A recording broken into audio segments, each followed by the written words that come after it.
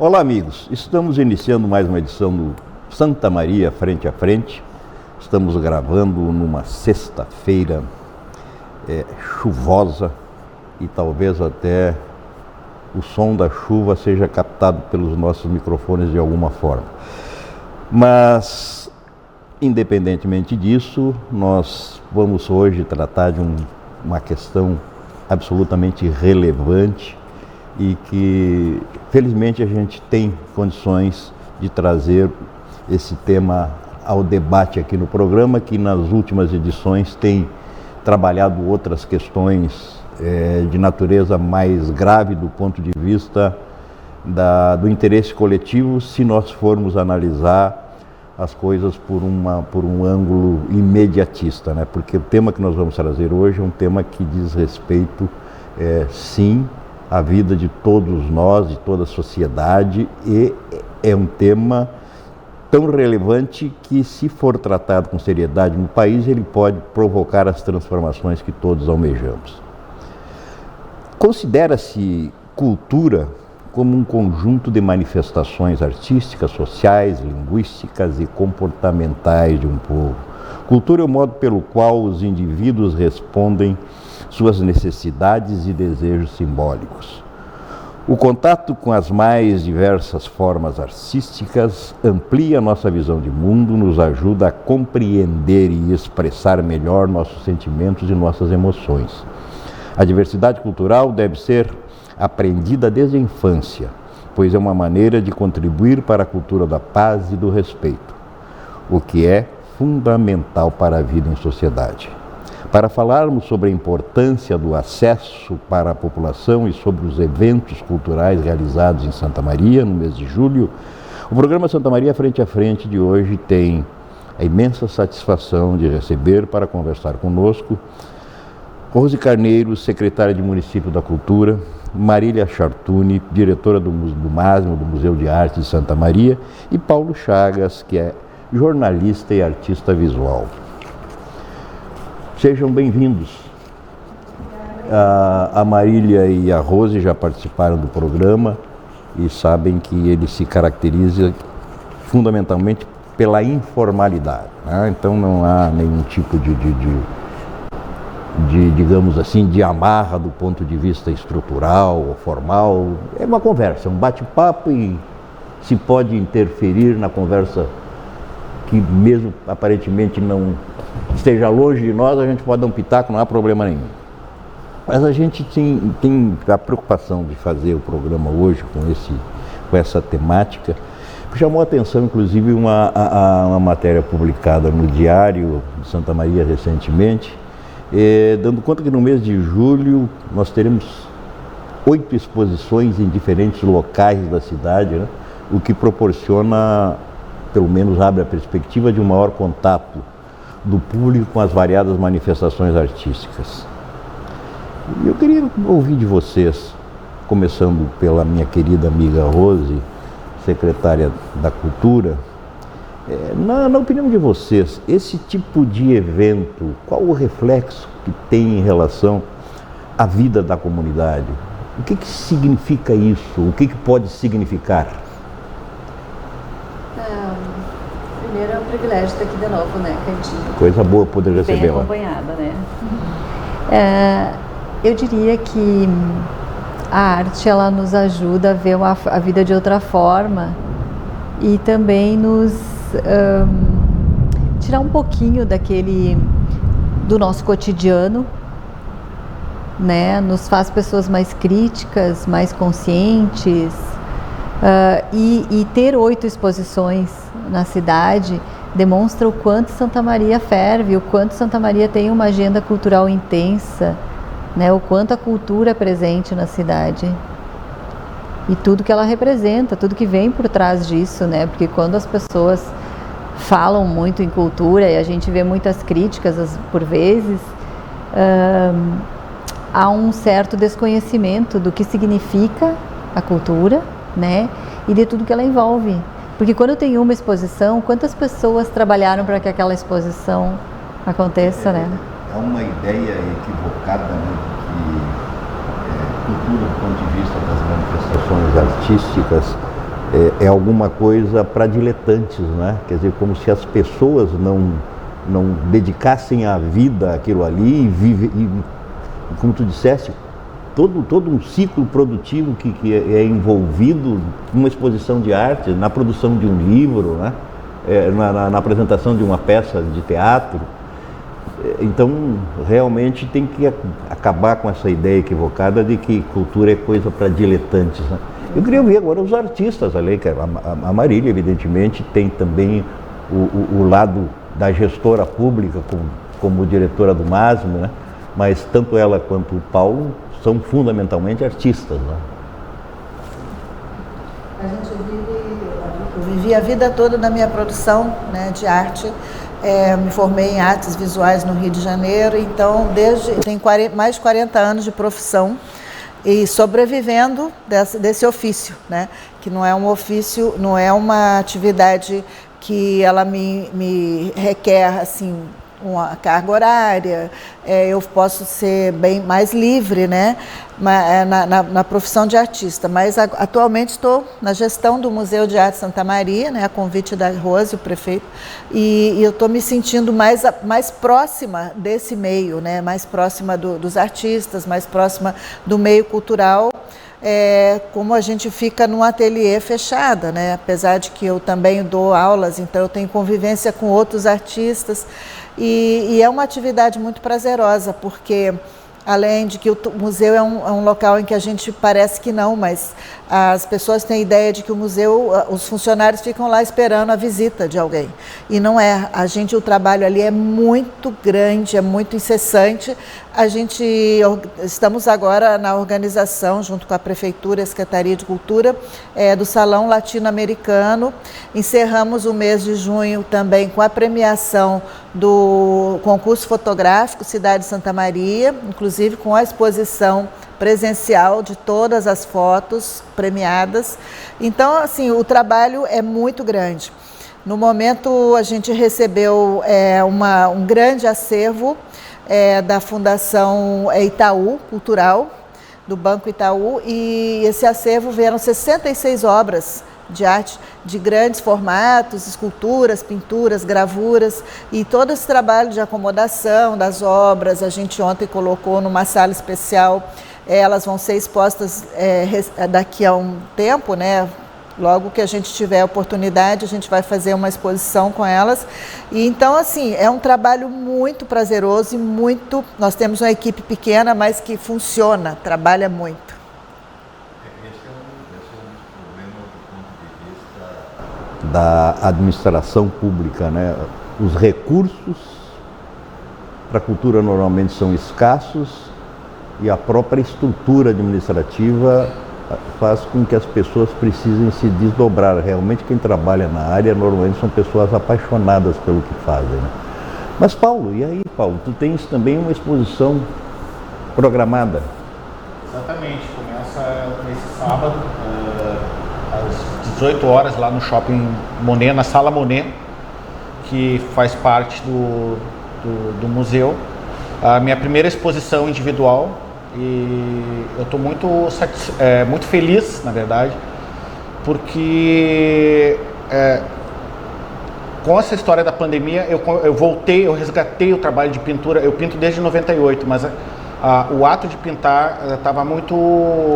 E adormecido. Exatamente, né? Não era uma coisa esporádica, né? E com o evento pandemia, e ficar enclausurado em casa, eu resgatei a pintura, e isso me ajudou muito e me deu um gás para retomar, né, a pintura. E boa parte dessa produção vai estar exposta amanhã. São 41 trabalhos que estarão lá, e a exposição vai ficar até o dia 30 de julho. Isso, amanhã nós estamos gravando na sexta, então abre no sábado. No caso do sábado, né? Isso, sábado, né? Dia 9. Dia 9 de julho e tal. Para os artistas locais, a abertura de espaço para exposições é extremamente importante e cria também a possibilidade, me parece, de um mecanismo de incentivo para jovens artistas, jovens não necessariamente na idade, mas do ponto de vista... Eu me considero jovem. Tu é um garotão, né? mas jovens no sentido de início de produção, do ponto de vista da divulgação e tal, né? Como é que a gente consegue, Rose, viabilizar e garantir a presença e a renovação dos expositores, com mais artistas, de diferentes formas de expressão? Quanto mais movimento na cidade, quanto mais fomento à cultura, às artes, né? Porque mais incentivo tu dá para os novos, para os que estão entrando, independente de idade também, né?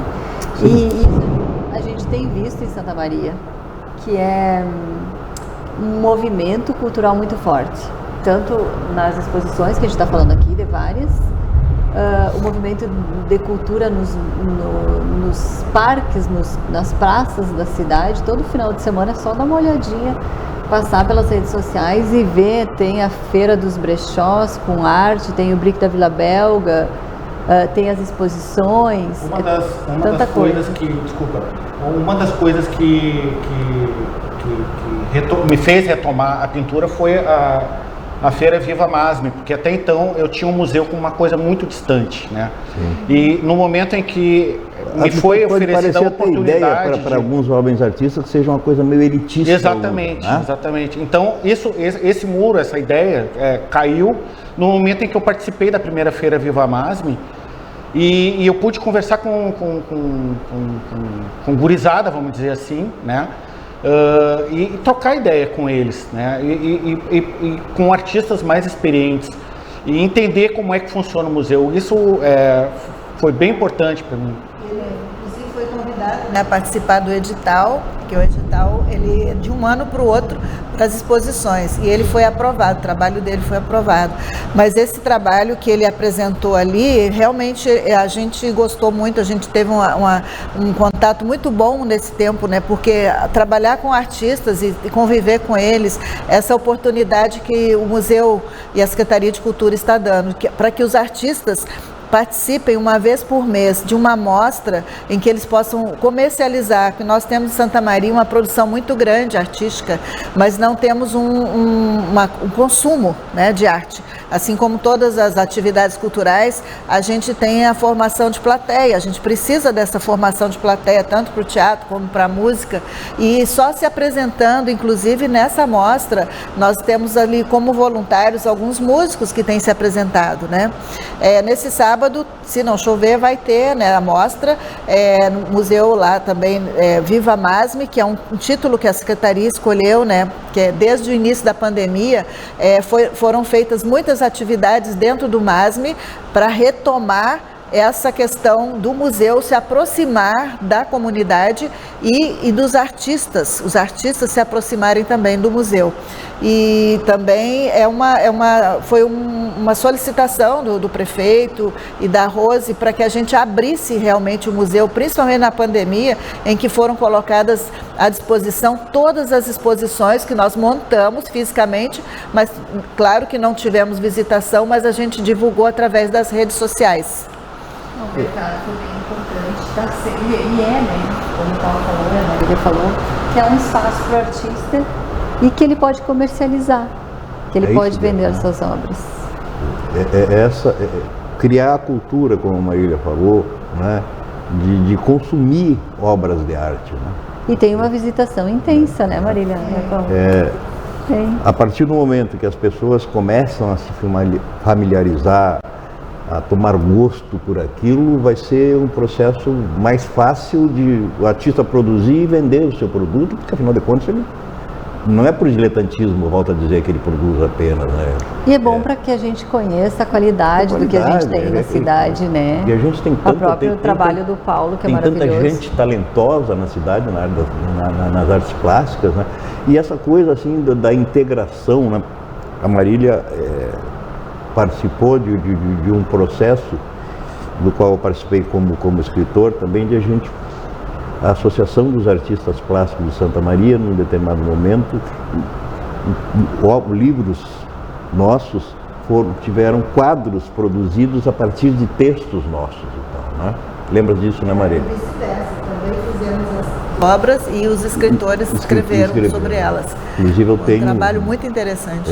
Tem um trabalho da Marília em cima de um texto meu, tem um da Eneida, eu acho, em cima de um texto também. Quer dizer, é interessante isso, porque a gente falasse, né, na efervescência cultural da cidade.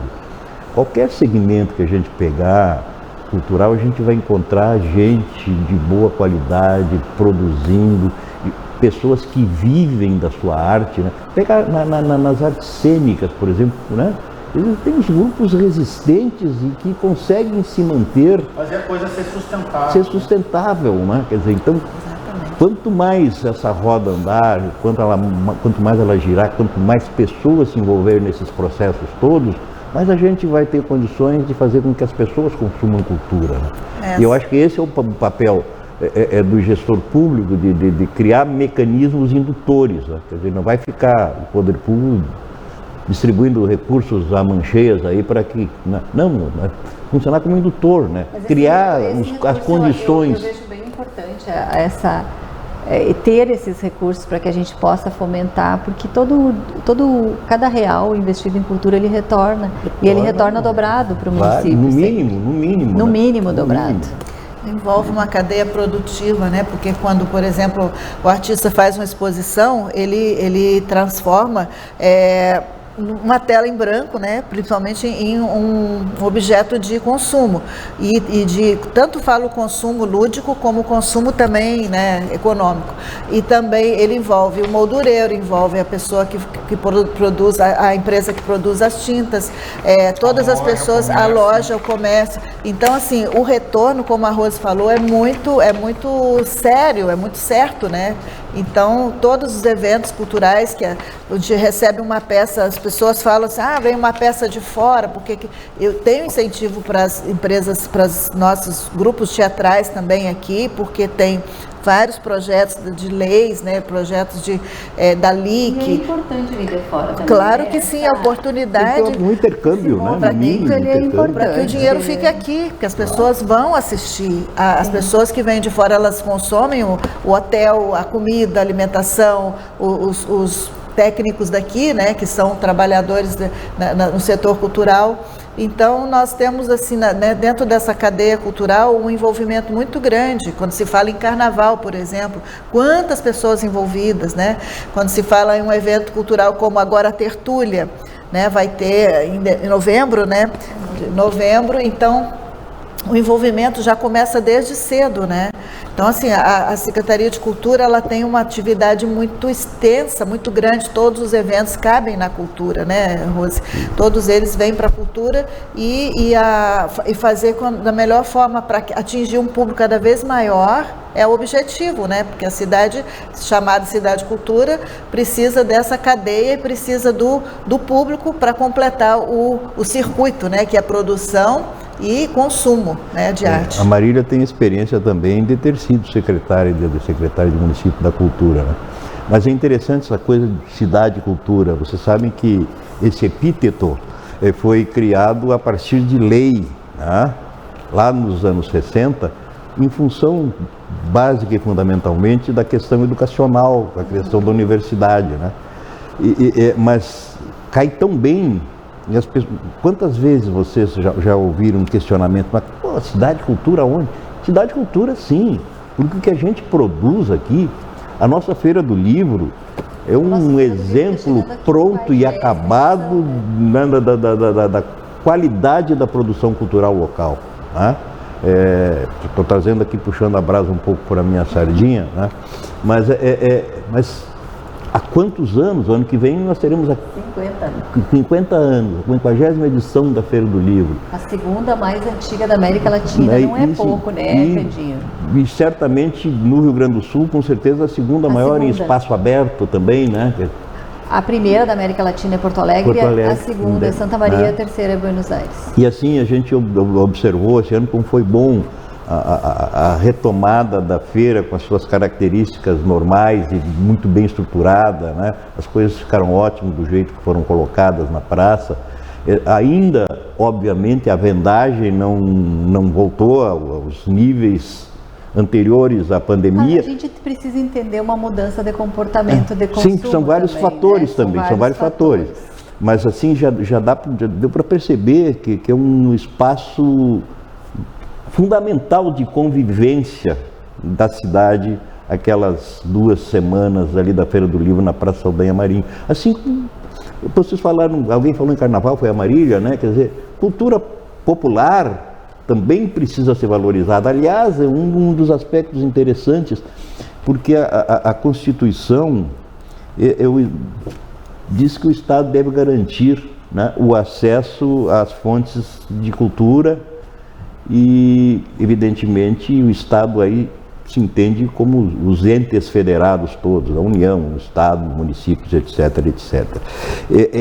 Como é que a gente pode colaborar ainda mais, trabalhar ainda mais para democratizar o acesso à cultura? Como é que a cultura chega nas vilas? Como é que a cultura chega nos distritos? Como é que é possível fazer alguma coisa, se é que é possível?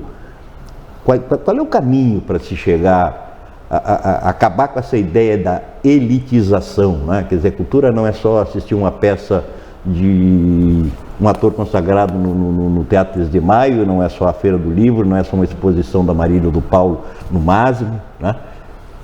Isso passa por uma cultura também. É um processo cultural, né?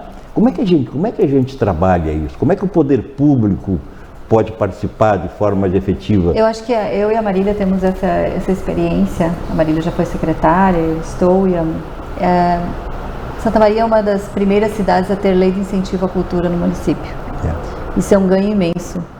Então, talvez a gente, todo ano, entra entre 50 e 60 projetos que são desenvolvidos fundamentalmente na periferia. Esse quantitativo de ações, elas estão acontecendo todos os dias. Todos os dias na periferia, nas escolas, em centros comunitários, isso acontece. Quando o Paulo faz uma exposição no Monet, aberto, né, para que as pessoas possam visitar, isso é democratizar a cultura também. É para que as pessoas possam ir lá ver. Nós temos muita coisa acontecendo na cidade. A gente precisa mudar um pouco a nossa cultura, de ir buscar também e de entender a importância disso, porque todos nós gostamos. A gente critica bastante, a gente não, né? Mas a gente ouve bastante essas coisas. Dinheiro para a cultura. Agora foram derrubados os vetos da Paulo Gustavo e da Lab 2. E eu leio muitas críticas. E é de uma falta do conhecimento do que isso significa para todos nós. Quando em 2020 nós acessamos quase 2 milhões de reais da Lei Aldir Blanc para Santa Maria e fizemos isso em forma de editais, esse recurso foi consumido na cidade. Ele foi para o bolso de alguém, como as pessoas dizem? Não, gente, vamos observar e vamos prestar atenção no que está acontecendo. Esse recurso ele foi para manter os artistas trabalhando, e manter os artistas trabalhando significa que eles possam pagar as suas contas, o aluguel, o mercado, o transporte. Esse recurso foi para isso, né? O custo da produção de arte, né? O custo da produção de arte não é pouca coisa. Tinta, tela, é bastante dinheiro. Eu estou falando porque de 2 anos para cá eu gastei bastante dinheiro produzindo coisas, sabe? Ele está mantendo uma indústria que não é da cultura, que é da tinta, que é outra indústria. Sim, né? Que emprega então, outras pessoas. O trabalho que o Paulo está fazendo, a exposição que ele está montando, se tu for colocar numa planilha o que ele está pagando, o que ele está movimentando do mercado, desde o frete, né? Exatamente. Dos ajudantes, porque tu não faz tudo sozinho. Até a pessoa que tu contrata para te ajudar na montagem da exposição. Fazer uma expografia. Isso aí é muito importante, inclusive, porque quando você fala isso aí, fomento, né, a cultura, a arte, a gente também, para aproximar o público, a gente tem que ter aberturas, né? Por exemplo, quando nós começamos ali, nós criamos um espaço que foi solicitado pelo prefeito até, em que os artistas poderiam expor dentro do MASM, um mini mercado de arte, e vender as obras no tempo em que a pandemia obrigou todo mundo a ficar com as obras trancadas dentro de casa, né? Então nós criamos esse espaço, vendemos algumas obras, bastante trabalhos até, e depois atualmente nós estamos abrindo o museu mediante solicitação de agendamento para escolas noturnas. Então, que não tem oportunidade de ir durante o dia, a gente abre com agendamento para a escola do EJA, nós já abrimos para várias escolas, inclusive uma noite foram 60 visitantes, em uma noite apenas. Então a gente tem essa liberdade, a gente tem esse compromisso com a comunidade, não só ficar lá produzindo, mas também abrir para que as pessoas tenham acesso. Sim, porque nenhum produtor cultural vai se bastar fazendo coisas para si mesmo apenas, né? Não tem como. Não tem, né? Quem escreve com a ânsia de se perenizar, de ser lido, leia, né? Quem produz uma tela quer que as pessoas vejam aquela tela. Claro, normalmente o ideal é que alguém compre, né? Sim. Para poder movimentar o ciclo, né? Mas, de qualquer maneira, durante um tempo, ela vai estar exposta, né? Pela sustentabilidade da coisa, né? Isso. Para poder tornar viável a continuação da produção do trabalho, né? Para não ser só custo. É isso aí. Tá bom o papo, mas nós precisamos fazer um intervalo, nós já retornamos.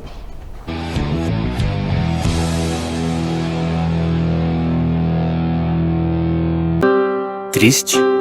Angustiado? Cheio de problemas e sem ninguém para conversar? Então Disque 188. 188 é o novo número de atendimento telefônico do CVV, Centro de Valorização da Vida. De orelhão, celular ou telefone fixo, a ligação é gratuita e funciona 24 horas todos os dias. Ligue 188 e receba apoio emocional. Com atendimento pautado na proximidade junto ao cliente, a Quatrum busca sempre a confiança a partir do trabalho e dos resultados satisfatórios para seu negócio. A grande preocupação da instituição particular não é só unicamente a questão acadêmica, mas a questão negocial também. E para a tomada de decisão é preciso ter equipes e pessoas capacitadas. Isso para nós é muito importante porque imprevistos acontecem a todo momento e a gente precisa ter hoje profissionais que possam dar essa assessoria a qualquer momento, quando for necessário. Eles estão sempre disponíveis para vir à empresa, eles vêm na empresa. Isso para nós é muito prático, é fácil de resolver os problemas dessa forma. Eu acredito que, talvez em função de uma estratégia de trabalho deles, eles são muito organizados, né? E ao mesmo tempo prestativos. Nós confiamos muito no trabalho deles, eles são pessoas maravilhosas, muito acessíveis e principalmente muito comprometidas. De processos organizacionais a cálculos tributários, fiscais e trabalhistas, oferecemos um serviço personalizado de consultoria, sempre apresentando nosso trabalho da maneira mais didática ao cliente, buscando transparência em tudo o que fazemos. A Quatrum é um dos nossos grandes colaboradores, responsável pela parte contábil, pela parte tributária, pela parte trabalhista, na gestão do nosso negócio. Quando a Quatrum entrou, quando nós fizemos essa parceria com eles, facilitou para nós a gente poder ter mais tranquilidade para poder trabalhar.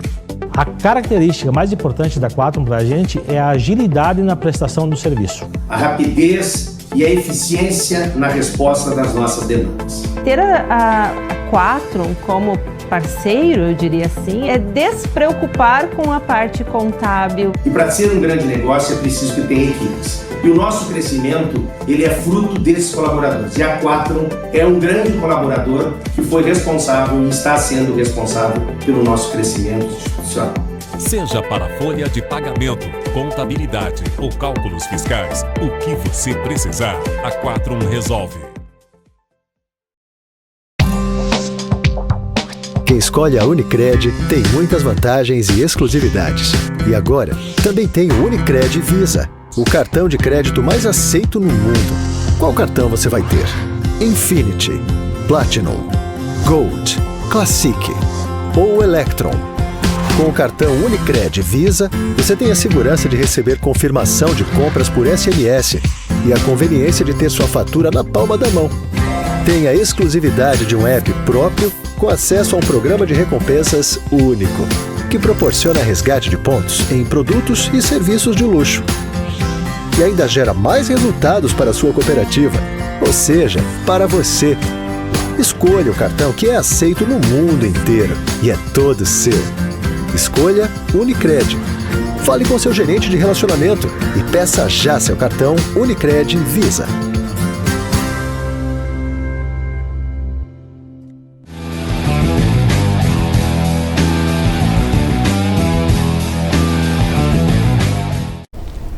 Estamos de volta com Santa Maria Frente a Frente, edição em que estamos conversando aqui de forma muito agradável com a Rose Carneiro, secretária de Município da Cultura, com o Paulo Chagas, que é jornalista e artista visual, com a querida amiga Marília Chartuni, artista plástica também e gestora, hoje administrando o Museu de Arte de Santa Maria. Conversando sobre cultura, sobre produção cultural, um enfoque muito específico hoje na questão das artes plásticas, pela participação da Marília e do Paulo, mas também olhando as coisas de uma forma um pouco mais alargada, mais abrangente, pela presença da Rose, que é a nossa queridíssima amiga, secretária da Cultura, secretária de Município da Cultura. Eu não sei, Rose, no intervalo, acho que tu fizeste uma observação a respeito de alguma coisa que tu gostaria de ter falado, eu não sei se foi em relação à Feira do Livro. A Feira do Livro. Né?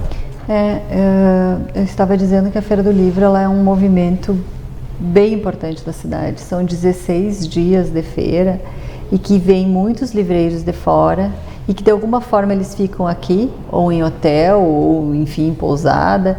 Eles usam a nossa a alimentação daqui, eles ficam aqui durante 16, 18 dias, porque tem que vir antes, tem que ir depois, né? Nós tivemos mais de 120 lançamentos esse ano e boa parte de Santa Maria. E a maioria, né? A maioria, sim. De autores de Santa Maria. Sim, a grande maioria, na verdade. E que isso movimenta uma cadeia, né, Candinho? É a gráfica, é o revisor, é o próprio escritor que se mantém motivado e incentivado, sim, né? Sem dúvida. A produção literária que a gente tem, né, de respeito e que muita gente de fora quer vir lançar livro na Feira do Livro de Santa Maria. Porque é surpreendente, porque às vezes aparecem umas pessoas, os autores, para lançar, que não conheces e não sabes por que eles estão aqui, né? Mas eu acho que é a dimensão que a feira ganhou, atingiu, né? A imagem consolidada de ser um evento de respeito e de fundamento, que faz com que as pessoas tenham esse olhar, né, especial para essa. E nos últimos tempos dá para fazer uma lista de escritores que a gente trouxe para os bate-papos, que isso é importante, porque quando vem um escritor de longe, de fora, para Santa Maria, para participar da Feira do Livro, ele vê o tamanho da feira e ele leva esse tamanho para onde ele vai, né? Então entende que Santa Maria tem uma feira que é muito respeitada. Além de tudo, tem a parte cultural, né, que é artística, as apresentações teatrais, as produções que vêm de fora também. A produção local também. Movimenta tanto a parte do teatral ali dentro do teatro e ao ar livre, né? Então são muitas atrações, exposições também, que esse ano teve sobre o Érico Veríssimo, que veio aquele projeto, né, que é dos cartunistas, e com 4 participantes de Santa Maria. É uma feira multicultural, né? Ela já tem uma vida... Você falar na economia que ela movimenta, gira, né? Porque não só na parte de venda de livros, mas também na parte de quem trabalha com a produção de livro. Eu tive trabalho meu colocado dentro de um livro, né? Um livro do Rony Gabi. E foi um super momento para mim, sabe? Ilustração, né? De ilustração. Então... Sim, tem uma cadeia produtiva toda na área da cultura. E assim como eu trabalhei nesse livro, várias pessoas trabalharam na produção dos outros livros, né? Então é muito livro sendo lançado e movimenta bastante trabalho.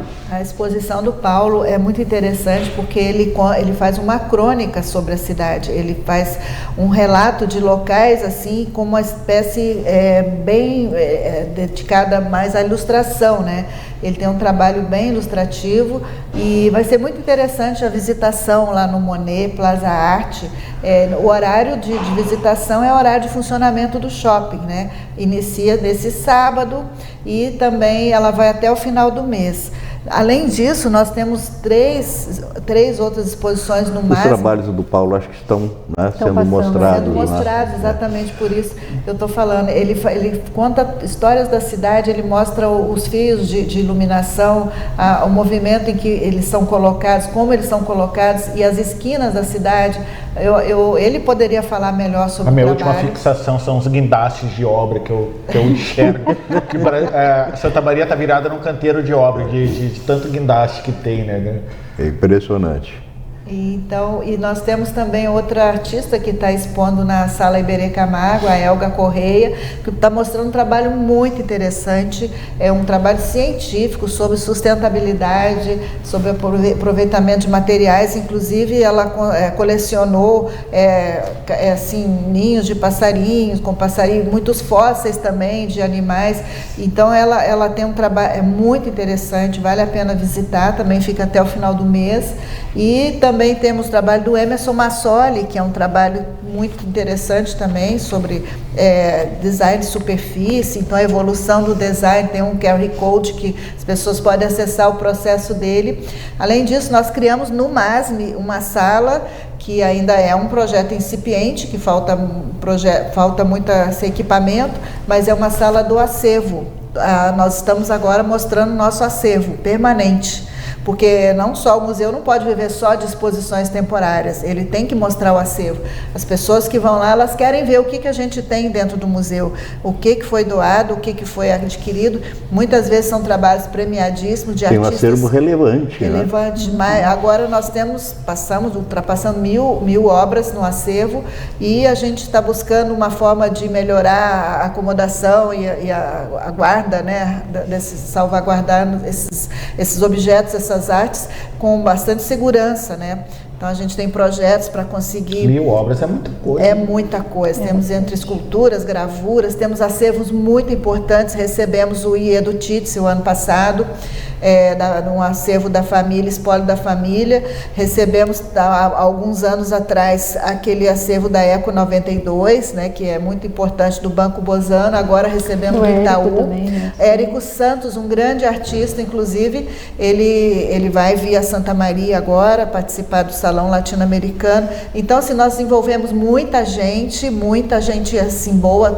Fizemos assim no museu, nos últimos anos, exposições muito interessantes, inclusive sobre carnaval, do Olimar de Oliveira, uma exposição de bonecas que são ele fez estilização de fantasias de carnaval em pequenos formatos. Então criou ali um ambiente carnavalesco com música, com trilha sonora do carnaval. Então foi muito interessante. Nós tivemos o maior número de visitantes dessa exposição, mais de 500 visitantes, que assim, em média a gente recebe 200, assim, então foi um recorde de visitações. Então a gente está bem feliz com o trabalho realizado dentro do museu e a gente vai buscar agora dia 18, nós vamos fazer também a segunda fase do Salão Latino-Americano, né, que aí vai ser presencial, as obras já estão lá, e em agosto inauguramos. Uma questão, mais de uma vez aí foi utilizada a expressão presencial, né? Com a pandemia, nós aprendemos que muitos eventos podem se realizar de forma não presencial, né? Na própria Feira do Livro, né? Abriu possibilidades. Abriu essa possibilidade, né? Na cultura de um modo geral, né? Como é que vocês viram isso? Isso também veio para ficar de alguma forma? Eu diria que abriu possibilidades. Hoje, por exemplo, na Feira do Livro desse ano, a gente teve participação do Afonso Cruz, por exemplo, um escritor português, e que às vezes por questões de custo, é óbvio que a gente gostaria que ele estivesse aqui, mas por questões de custo, né? É possível fazer a participação virtual. Mas é óbvio que a gente gosta do presencial. Claro que sim. Eu fiz uma exposição virtual, né, tá na Arteri, que é uma galeria virtual, né? Então você coloca os trabalhos lá e a pessoa clica e enxerga teu quadro.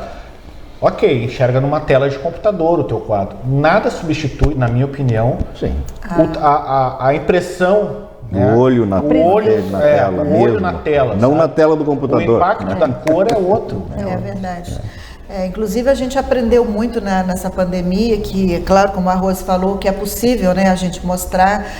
Nós aprendemos também a fazer, por exemplo, a seleção do salão virtual de forma virtual na primeira fase, porque era impossível colocar essas 300 e poucas obras escritas com pessoas artistas e curadores, um do Paraguai, outra de São Paulo, e para analisar a primeira fase. Então a gente teve que enviar o material, o projeto e tudo, eles analisaram, e durante o tempo que a gente aprendeu a fazer essa coisa virtual, eles puderam discutir entre eles numa sala, porque antes não existia isso. Utilizar salas, né, de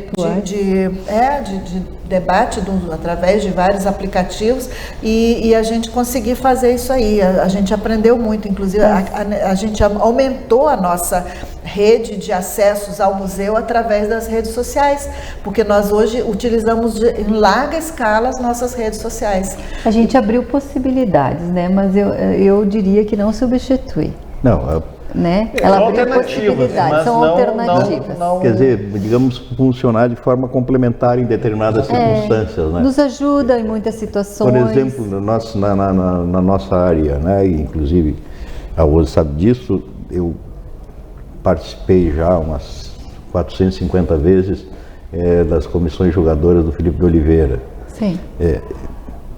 Nos 2 últimos anos, com certeza, fora este ano, que me deram uma folga. A Rosângela que deu uma folga. Nós fizemos reuniões virtuais das comissões. Sim. Né? Sim, isso facilita e bastante. facilitou um monte, claro, né? Para todo mundo. Se buscava um horário que facilitava, ficava fácil, mais acessível para todos, marcávamos, né? E conversávamos como se estivéssemos reunidos em torno de uma mesa, né? A minha turma, a minha porque eu faço parte, né? A turma do café, nós ficamos praticamente 2 anos sem nos reunirmos no espaço em que normalmente nós reunimos, que é um bar, mas nos reunimos todas as quartas-feiras, no horário normal dos nossos encontros, virtualmente, né? Mas nunca lá no bar deixamos rendia uma mais, semana, né? De conversar. Mas lá no bar rendia mais, né? Óbvio que no bar rende mais, óbvio que no bar rende mais. Ao redor da mesa rende mais. Especialmente para pessoas como eu, que gostam do contato, gostam de tocar, gostam de abraçar, gostam de beijar, gostam... Né? Essa coisa do virtual, na verdade, nesse aspecto, é muito ruim. Então, né? É que nem você lê num e-book, né? O e-book, então, você lê um livro, né? Físico, é muito melhor, né? É outra experiência. Sensorial, né? A cultura, ela é a experiência, né? Então, às vezes, o virtual é um pouco frio. Eu, por exemplo, profissionalmente... O bom do virtual é que ele tem um alcance muito grande. Amplia o alcance. Uma exposição que está na Sala Monet, só os de Santa Maria poderão ver. Né? Agora, uma exposição virtual qualquer pessoa do mundo pode enxergar. Né? Mas concordamos, eu acho que nada substitui a presença física. O impacto é outro. Principalmente conversar com o artista, que eu acho importante que o artista esteja presente, né? Porque se a pessoa quiser conversar, porque geralmente a pessoa que vai visitar uma exposição, ela quer curtir, ela quer fluir, né? Ela quer fruir, aliás, a fruição da obra é muito mais importante do que você ficar ouvindo as pessoas falarem sobre ela. E às vezes você tira conclusões muito mais diferentes daquilo que o artista quis mostrar. E eu observo isso com as crianças. A gente observa muito das crianças olhando uma exposição e com os comentários que eles fazem. Agora, se eles perguntam, aí nós temos os estagiários que estudam, que eles fazem uma oficina antes, uma workshop, para depois eles falarem sobre as obras. E também a gente disponibiliza ali oficina com os artistas para que eles falem sobre a obra deles, o processo criativo. Isso completa o circuito da mostra.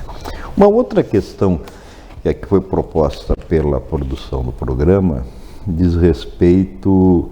Bom, boa parte de quem faz arte é a pessoa física mesmo, individualmente, né? O escritor é uma produção solitária, o artista plástico, etc, etc. Mas, digamos, no conjunto da produção cultural, nos diversos segmentos, a gente tem, como já foi falado aqui, um monte de gente que se envolve, que trabalha em determinadas etapas, né?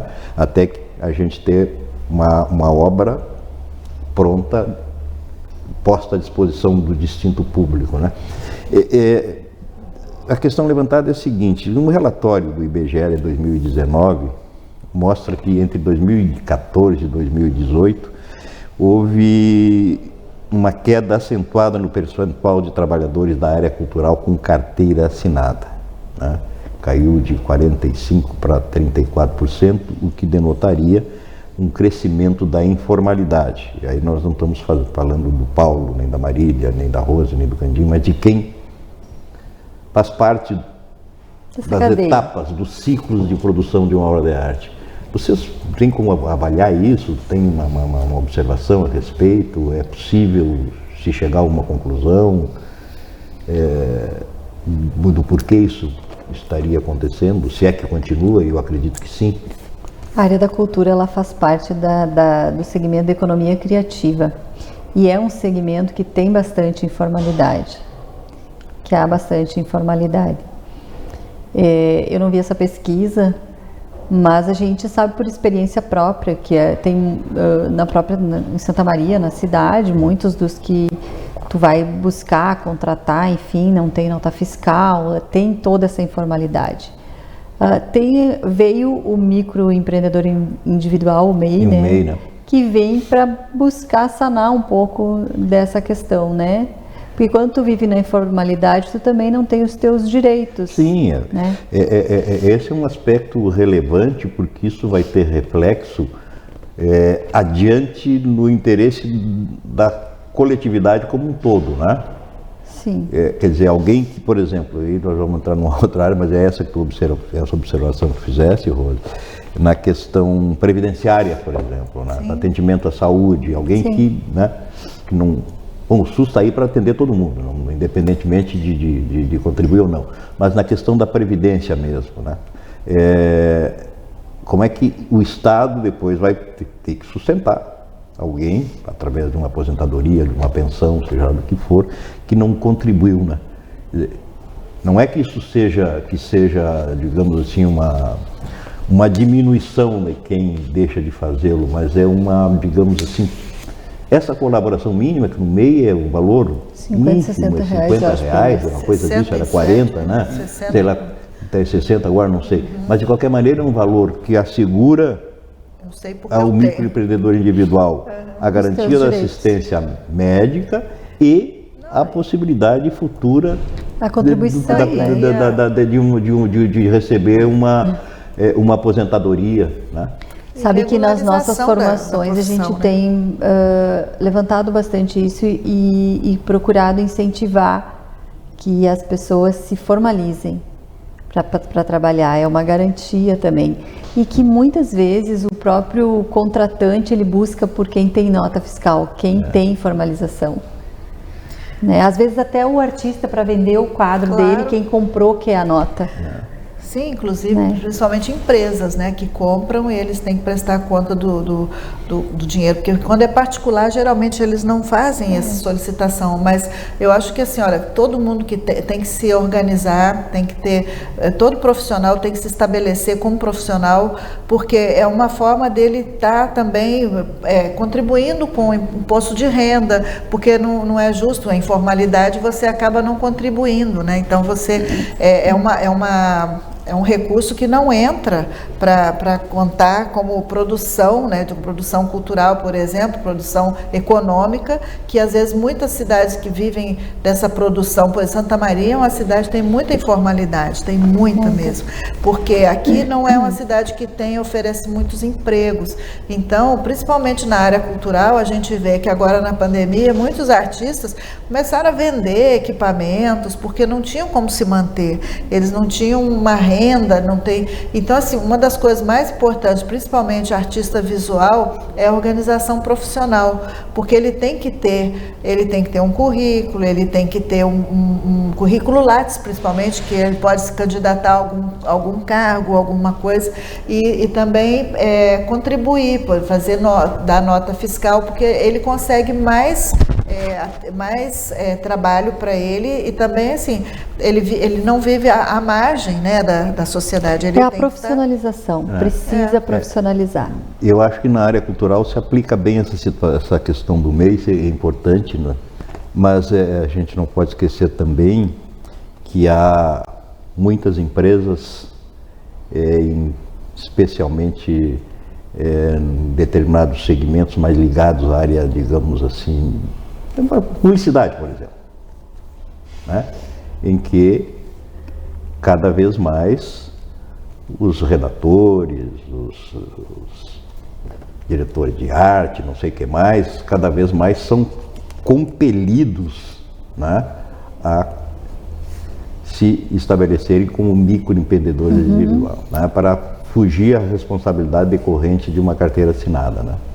Então tem esse aspecto. Não é o caso da área cultural, né? Não é o caso da área cultural. É dentro da economia criativa, a área da publicidade, a área da comunicação.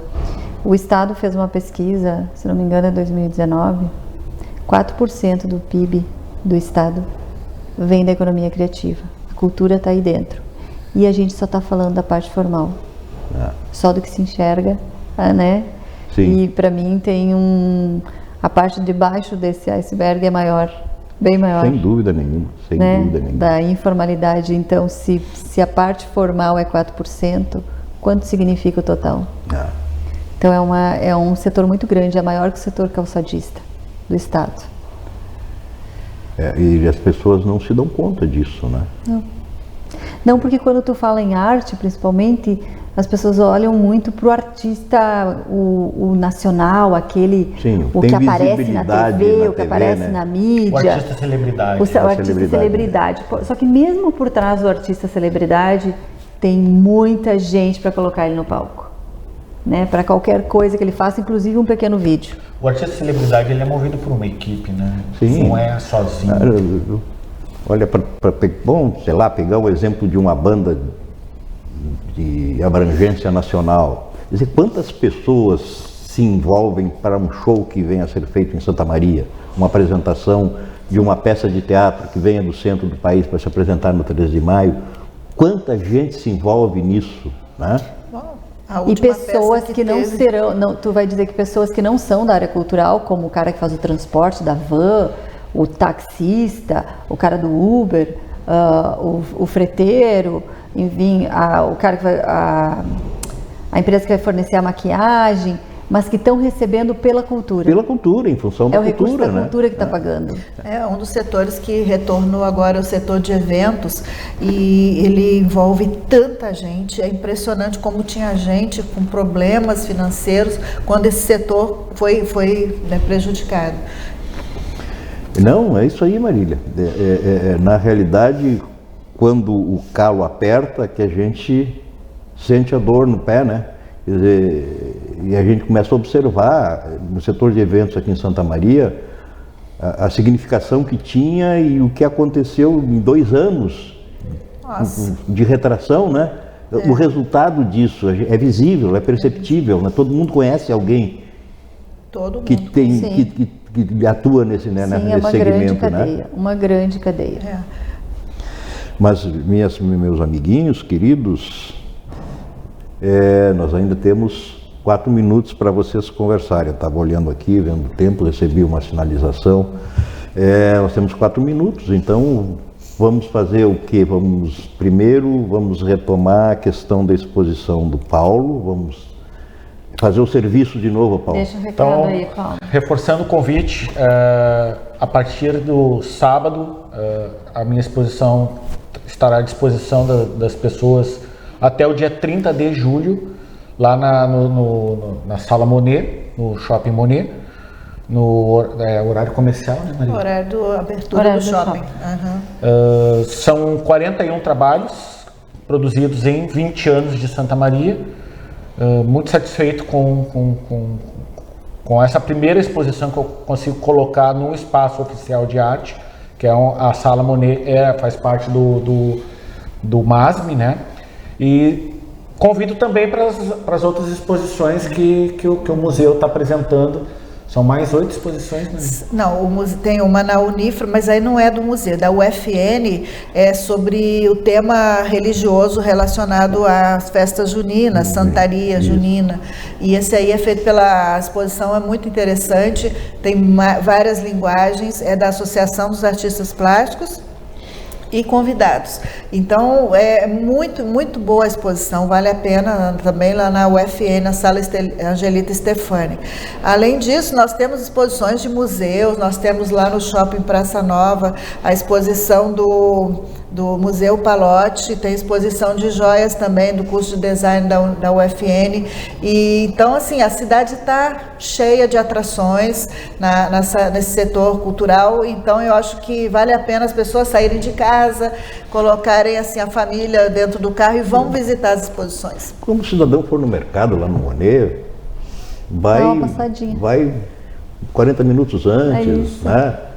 Vai lá visitar a exposição do Paulo já. Tem bastante coisa para ser vista. São 41 trabalhos, está faltando parede. Já compra algum, já deixa pago lá, né, Paulo?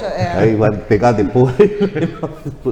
Não, seria maravilhoso. Seria maravilhoso. Não, vamos lá. Eu tenho certeza que os nossos queridos telespectadores vão prestigiar a exposição do Paulo e as demais que estão acontecendo na cidade. Rose, querida. Vamos lá. Bom, além de tudo que eles falaram aqui, a gente está na metade de julho já, né? Daqui a pouco vem agosto, que é o mês da cultura. Então acompanha nossas redes lá da Secretaria de Cultura para ver a programação do mês da cultura que vem aí. Eu me considero muito feliz porque, sei lá, desde 1900 antigamente, todos os secretários de cultura do município foram, alguém como o Zanata, por exemplo, já faleceu, meus amigos, né? Sem exceção, e eu me sinto privilegiado por isso. Eu poderia, não sei se você sabe, eu poderia ter sido secretário de Cultura. Sim. Cheguei a ser convidado, mas aí as circunstâncias não permitiram. Mas eu acho assim que é admirável o trabalho que vocês fazem na secretaria com os recursos que dispõem. Mesmo que haja ânimo, vontade política dos prefeitos de incrementar, de incentivar, de apoiar, faltam recursos. Mas eu quero salientar que assim, a gente tem trabalhado, e eu vejo isso porque eu faço parte do Conselho de Dirigentes Municipais do Estado, então converso com todos os secretários de outros municípios, e a cultura normalmente tem um espaço pequeno nos municípios, e a gente tem uma confiança do prefeito e do trabalho que a gente vai propondo. Muitas vezes falta pernas para nós, né? Mas a gente tem conseguido avançar nisso, e inclusive na questão de recursos. Então, também não adianta tu ter um recurso muito alto, tu não ter projeto, tu não ter ação. Sim, evidente, porque eu sempre digo que R$1.000 pode ser muito ou pode ser pouco, depende do que tu vai fazer. Né? Depende do resultado que tu vai mostrar. E acho que a gente tem um foco muito no resultado. Então eu sempre digo pro prefeito e pro vice, eu trabalho muito próximo do 10º, tanto o Distrito Criativo, né? A gente está muito envolvido nisso. Vem um evento muito legal aí em agosto. Então eu digo, o 1.000 pode ser muito ou pode ser pouco, depende do resultado que tu apresenta. Então a gente precisa trabalhar com resultado e ir conquistando cada vez mais. Acho que isso é bem importante. Que bom. Eu acho que... Como é que estamos? Tá bem, então.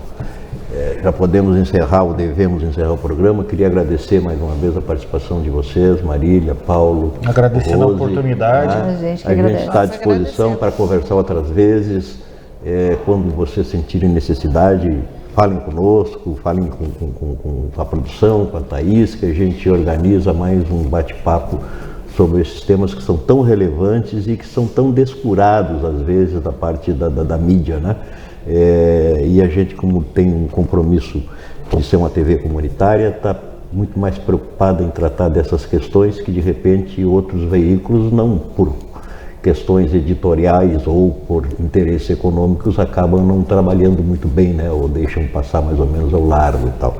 Mas nós não, nós estamos aqui para trabalhar essas questões que dizem respeito ao interesse da comunidade e que, evidentemente, vocês três representam um segmento fundamental para a vida de Santa Maria. Muito obrigado, espero que os nossos amigos telespectadores tenham gostado do nosso programa e nós retornamos na semana que vem, se tudo correr bem, com uma nova edição do Santa Maria Frente a Frente.